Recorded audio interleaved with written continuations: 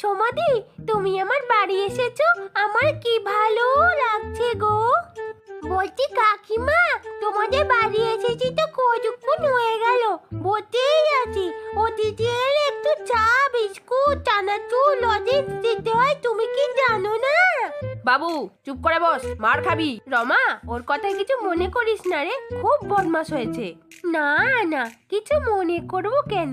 আমি কি ওকে চিনি না? ও তো ছোট, একটু টিপো ছিলি, কিন্তু যেটাকে নিয়ে আসে। আসলে কি হয়েছে জানো তো সমাধি, আজকে তো মাসের শেষ, তাই ঘরে কিচ্ছু নেই গো, তাই তোমাদের কিচ্ছু খেতে দিতে পারছি না। ওরে বাবা রে, কাকিমা, তুমি তো আমাদের বাড়িতে গিয়ে গান্ডে পিন্ডে গিলে আসো। আমাদের বাড়িতে কিছু না থাকলে তুমি ফ্রিজ খুলে দেখো কি কি আছে, যা থাকে তাই খেয়ে আসো, আর আমাদেরকে কিচ্ছু খেতে দেবে না। বাবু চল এখান থেকে, আমি এখানে আর এক মুহূর্ত বসবো না, চল। রমা, কিছু মনে করিস না, হ্যাঁ আসছি রে এখন। এই বজে ছেলেটাকে নিয়ে কি যে করব আমি, আজকে দেখ না, মেয়েরে আমি তক্তা বানিয়ে দেবো, আর কোনোদিনও তোকে কোথাও নিয়ে যাব না, বদমাস ছেলে একটা।